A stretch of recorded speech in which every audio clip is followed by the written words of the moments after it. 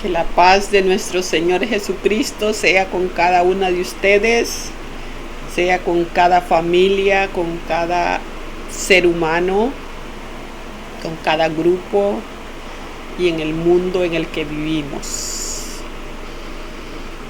Que su palabra sea el alimento que nosotros deseamos cada momento, cada instante, y que esta palabra pueda caminar con nosotros, pueda ser nuestra consejera,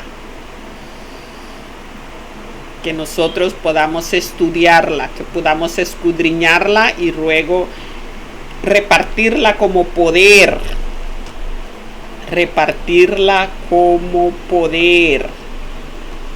¿verdad? Vamos a continuar. Este sería el tercer estudio. Qué bueno, me encanta estar aquí y tener este gran privilegio de parte de Dios, y que el Espíritu de Dios nos guíe a través de su palabra. Es algo hermoso, ¿verdad? Estamos en este estudio. Entonces hoy nos toca en Génesis 9, 23, 24 y 25, ¿verdad? Entonces dice la palabra de Dios en Génesis 9, capítulo 9, versículo 23, dice: entonces Set y Jafet tomaron la ropa y la pusieron sobre sus propios hombros, y andando hacia atrás cubrieron la desnudez de su padre, teniendo vueltos sus rostros, y así no vieron la desnudez de su padre. Y despertó Noé de su embriaguez y supo lo que le había hecho su hijo más joven, y dijo: maldito sea Can, siervo de siervos será a sus hermanos. Bendita y santa la palabra de Dios. Cuando a nosotros nos toca exponer la palabra de Dios, tenemos que aprender a exponer la palabra de Dios con santidad. Con santidad. ¿Por qué? Porque ella es santa. Su palabra es santa. Aunque nosotros no sepamos cómo es posible que una historia contada en la Biblia y que nosotros la entendamos de otra forma, pero su palabra es santa. En su palabra no hay corrupción. Donde existe la corrupción, entonces, hermana, ¿dónde existe la corrupción? En el pensamiento del ser humano. Ahí existe. Pero su palabra es santa. En su palabra no existe la corrupción. Es en la interpretación del ser humano. Pero la palabra de Dios hay que leerla con santidad y hablar de ella con la misma santidad. Hay que vestirnos de su palabra santa. Hay que vestirnos de su palabra santa. Ella es santa. Está en esta tierra, pero es santa. Por eso que su palabra dice que para hacer un cambio en nuestras vidas tenemos que cambiar el pensamiento. Fíjense que no dice que nos pongamos ropas largas. No dice así. Primero, el vestuario que tenemos que cambiar es el pensamiento. ¿Para qué? ¿Para qué vamos a cambiar el pensamiento? Para que ese pensamiento se vuelva santo, para poder leer su palabra y exponer su palabra en santidad. Ese es el primer vestido ¿Cuál?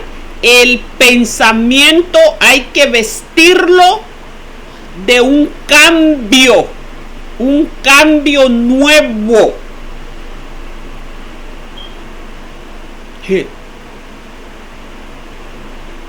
Pero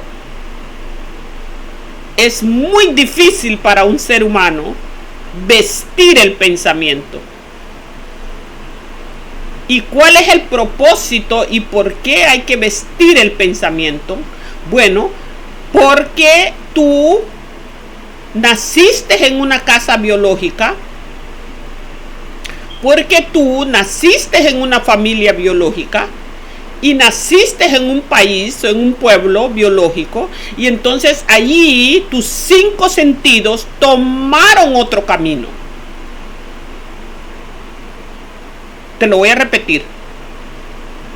Porque hay que cambiar el pensamiento para leer la palabra de Dios. Bueno, porque tú naciste en una casa biológica, naciste en una familia biológica, naciste en un pueblo o en una nación biológica o en un continente biológico, y entonces cuando tú vienes a leer la palabra, tú tienes que cambiar el pensamiento de donde naciste, tienes que cambiar el pensamiento de la familia tuya, tienes que cambiar el pensamiento de la ciudad donde tú vives, porque tus 5 sentidos han distorsionado todo. En la palabra de Dios hay 2 planes, 2. Uno, un plan de la doncella y otro plan de la virgen. Esos 2 son permitidos. Los otros no. Los biológicos no. ¿Alguna vez te has preguntado por qué tenemos la Biblia? El día que tú te preguntes por qué la Biblia está en este mundo, entonces tus pensamientos se van a elevar.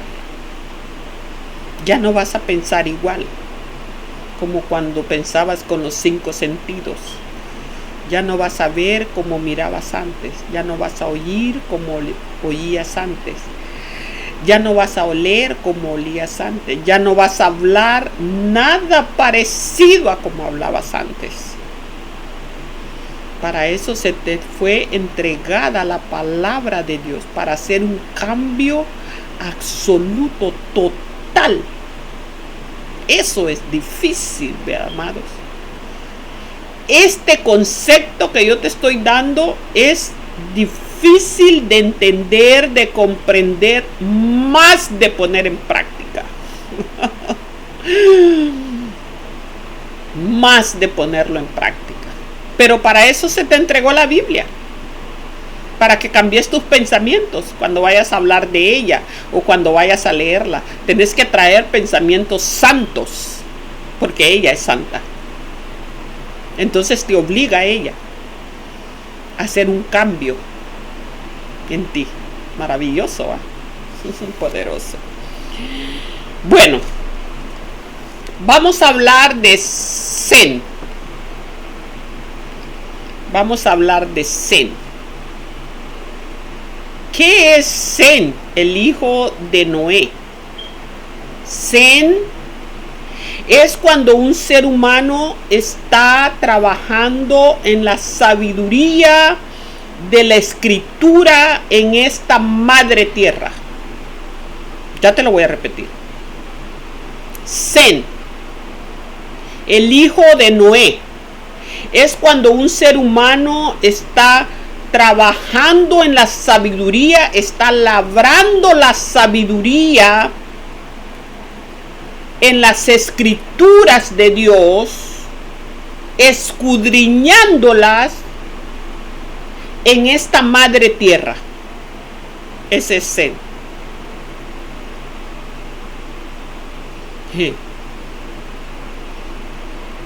Por eso que Noé, el pensamiento de Noé fue unir a Zen y a Jafet, para que ellos 2 nos pudieran ayudar a que Canaán no gobernara. Por eso que él maldijo a Canaán, para que Canaán se secara su pensamiento.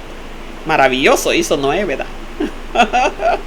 Noé hizo una cosa extraordinaria, ¿va? Secó aquel pensamiento,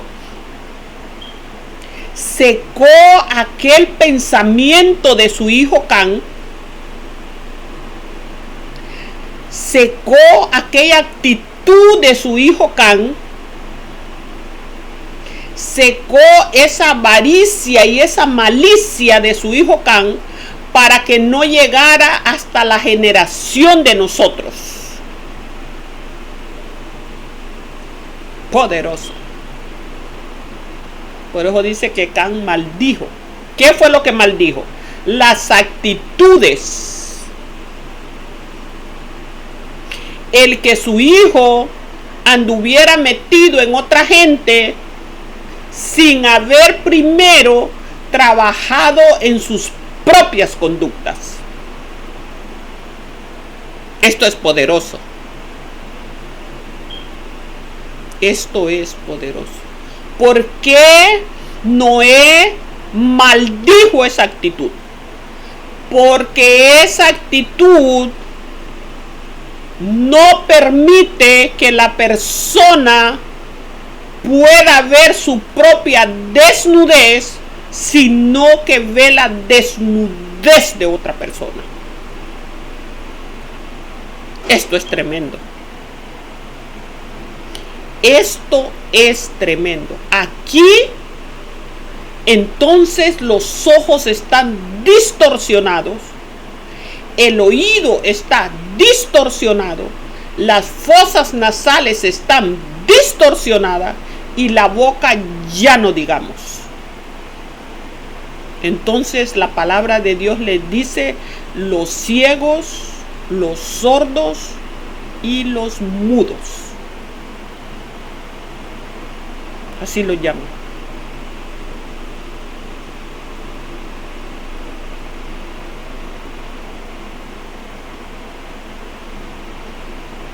¿Qué?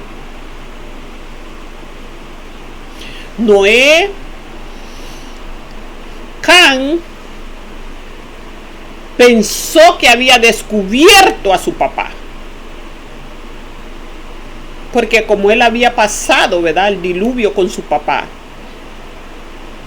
y se dio cuenta que aquella prueba había botado al papá, ¿verdad?, porque no había un entendimiento para Noé en sus pensamientos.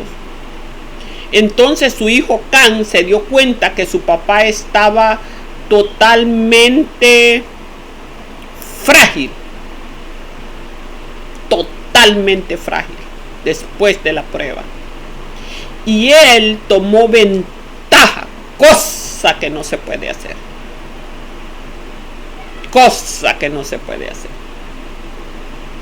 tomó ventaja de la sensibilidad de ese pensamiento. Entonces desnudó su cuerpo, su propio hijo. Noé no los cuenta después de una prueba. En cambio, Set y Jafet se acordaron de lo que el padre había pasado juntamente con ellos. Entonces tuvieron misericordia del pensamiento de su padre. Entonces Set y Jafet, cuando Canaán les vino a contar de la desnudez de su padre, ellos dos se compadecieron en su interior, se colocaron en el cuerpo de su papá, porque ellos habían visto todo el acontecimiento del diluvio, lo habían vivido, lo habían sentido, habían pasado por ello y estaban tocando una tierra nueva, un proceso nuevo, y no sabía el papá cómo comenzar este proceso, ni ellos sabían cómo comenzar este proceso, pero ya estaban en esa tierra, habían puesto los pies en esta tierra. Y el martes iba a venir, el miércoles iba a venir, el jueves iba a venir. No iban a parar los días de la semana. Y el clima también. El clima estaba en contra de ellos. Entonces tenía que labrar la tierra Noé, sembrar algo para poder comer de allí, para poder beber de allí. Pero su hijo traicionó sus pensamientos. Noé se vio débil en la prueba y su hijo se subió sobre el pensamiento, y este pensamiento que el hijo tomó desnudó a su padre. No tuvo misericordia. Por eso se llama el padre de Canaán. Le puso después. Le quitó Can, que era corto, y le puso Canaán, que era largo, porque él iba a hacer un doble trabajo. Ya no era Can, era Canaán. El papá le iba a designar 2 servicios más, uno para su hermano Set y otro para su hermano Jafet. 2 servicios. Y esa es la maldición. Para que no llegara a nosotros, su padre secó. ¿Qué hizo Cam para nosotros? Una bendición. Una bendición, para que lo entiende. Por eso que la palabra de Dios hay que leerla con pensamientos sanos. Porque si la leemos con pensamientos sanos, vamos a ver que todo lo que ella nos da, todo lo que ella nos da, todo lo que ella nos da, son regalos de santidad para nuestra vida, para nuestra familia, para nuestros grupos y para el mundo entero. Poderoso. Poderoso. Jafet significa el soporte de esta sabiduría, el soporte de este estudio, donde aquí en esta tierra física en la que vivimos. Entonces, Jafet y Set estaban unidos, estaban soportados para ayuda de nosotros, para que nosotros entendamos estas maravillosas características que nos regala la historia y la familia de Noé, ¿verdad? Para que nosotros podamos formar nuestra familia, podamos formar nuestra vida, podamos formar nuestras situaciones conforme a esta palabra maravillosa. Entonces, Set y Jafet tomaron la ropa y la pusieron sobre sus propios hombros. Tomaron la ropa y la pusieron sobre sus hombros. ¿Cuál ropa? ¿Cuál ropa tomaron? Todo aquello que su padre le había enseñado. Todo aquello que su padre los había instruido. En ese momento que su hermano les fue a contar, valorizaron este pensamiento de padre. Al valorizar este pensamiento de padre, entonces cubrieron la desnudez de su padre. Poderoso y maravilloso. Porque en el hombro es donde uno carga. En el hombro está la fuerza. Del hombro desciende la fuerza para las manos, para el trabajo. Al cubrir ellos, al poner ellos esta ropa, lo que ellos estaban haciendo, estaban diciendo: ahora es tiempo que nosotros labremos la tierra, es tiempo que cubramos a mi padre después de lo que él nos ha enseñado, después de lo que nosotros hemos pasado por él. Lo vemos que es un hombre que agita sus dedos, que trabaja con sus manos, que acciona con ellos y que su pensamiento va conforme a su cuerpo y su cuerpo va conforme a sus manos. Entonces era un hombre bendecido. Por eso que Dios le dijo: he hallado gracia en ti. Porque él pensaba, hablaba y accionaba. A pesar que era la primera vez que él iba a usar su libre albedrío, ¿verdad? Pero como ya él tenía una gracia delante de Dios, entonces Dios lo iba a premiar. Porque si hablamos del vino en el Nuevo Testamento, es una maravilla. Si hablamos del vino, entonces ese vino viene de esta raíz de Noé. El último vino, sí, de aquí viene. Porque era primera vez que Noé iba a usar su libre albedrío. ¿Y qué fue lo que él plantó? Una viña. Lo único que Noé se la tomó primero. En cambio, Dios dejó el último vino. No lo hizo como los hombres. Bendita sea la palabra del Señor en su revelación. Ellos no vieron la desnudez de su padre, sino que ellos, Set y Jafet, tuvieron misericordia, se unieron a la prueba, se unieron al pensamiento del diluvio, se unieron, recordaron todo lo que había sucedido y se sanaron. No lo dejaron así, no lo dejaron así, lo cubrieron, quiere decir se sanaron. No quedó aquella prueba al aire libre.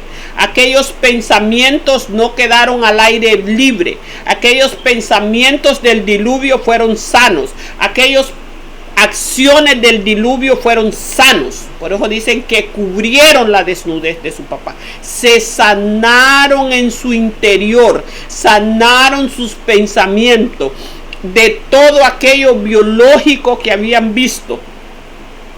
Tomaron la acción maravillosa de la palabra de Dios, de aquella gracia, de aquel regalo que Dios le había dado a ellos como familia. Qué maravilloso. Qué maravilloso. Y despertó Noé de su embriaguez y supo lo que le había hecho su hijo más joven. Y dijo: maldito sea Canaán, siervo de siervos será a sus hermanos.